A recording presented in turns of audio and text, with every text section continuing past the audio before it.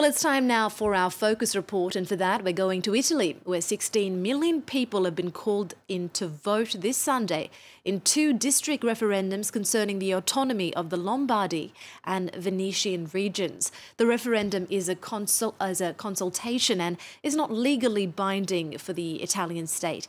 Now, since the 90s, the battle for independence in these regions has been a driving force of the Northern League, the region party that is Eurosceptic, populist and right-wing. But last year, the Northern League has undergone a radical about-turn, declaring more national ambitions. The new objective, to win over the electorate in the south of the peninsula in order to have a chance of governing the country after the next legislative elections. Our correspondent in Italy, Natalie Mendoza, tells us more. Here we are in Lombardy, one of the pillars of the Italian economy. Situated in the north of the peninsula, it is the richest region in the country, with 10 million inhabitants. In Milan, its capital, the streets are full of posters that have appeared over the last few weeks announcing the upcoming vote. Here, many people dream of obtaining a special status for the region. After the Second World War, several Italian regions demanded the right to secede from the rest of Italy, and so the status of special region was given to them. The central government ceded its authority to 5 regions that had their own identity. And was Lombardy one of these regions? Unfortunately not. Gianmarco Centinaio is a senator of the party that governs Lombardy, the Northern League. On their website, this right-wing Europhobic party established in 1989 openly declares their founding principle: Northern League for the Independence of Padania, an invented geographic entity in the north of the country. It is in the Lombardy countryside that one finds the hard core of this separatist movement. At this village get-together, the locals and the militants have one thing in common: distrust of the power in Rome. The government in Rome doesn't attend to the country's real needs. They claim they're like a service provider whose job is to solve problems related to jobs and the economy. But the truth is they do neither one nor the other.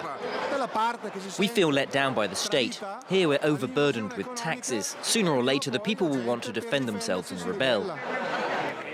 At the head of this protest against the central state is 44-year-old Matteo Salvini. Voted Secretary of the Northern League in 2012, his popularity is confirmed on each of his tours in the region.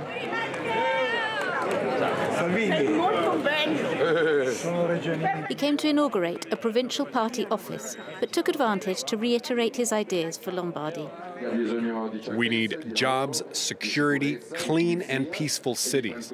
So we'll make a serene revolution, peaceful but determined. At the heart of the demands in the upcoming referendum is the fiscal question, because Lombardy is the Italian region that pays the most tax. Lombardy gives so much money to the state, but in the end it doesn't get back even half of these taxes. And yet other regions take more money than they put in. Our money is wasted or ends up in the pockets of the corrupt in Rome. So it's only fair that our money stays here to offer more services to our citizens.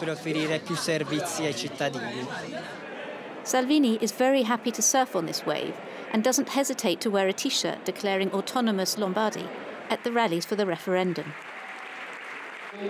We could have better hospitals, trains that arrive on time. So on October 22nd, the 10 million people in Lombardy must vote yes.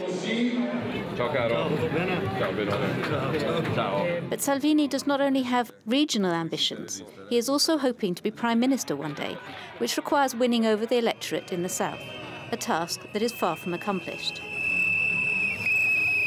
Campaigning here in Puglia, in the south of the country, he doesn't always get a friendly welcome.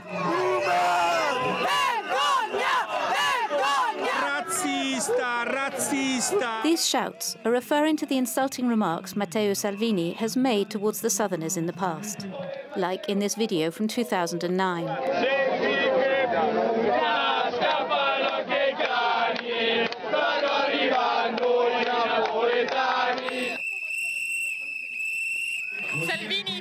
Until a few years ago, Salvini used to say southern Italy was just a bunch of peasants, lazy people who didn't want to work, only insults. However, now, clearly, He's realised that the Southerners also vote, and that he needs those votes.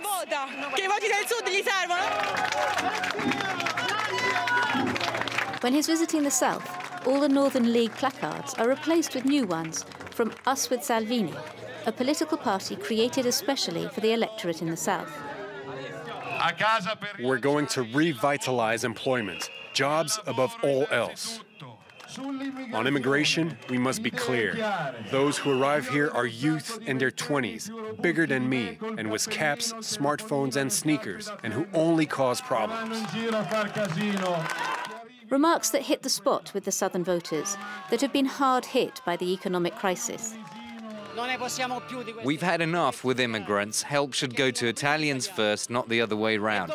These people come to our country and take our housing unfairly, when it's us that should have priority. He has to win to rid Italy of all these parasites. The objective is clear: to move his party away from regional interests to national interests by taking advantage of the suffering of the working classes.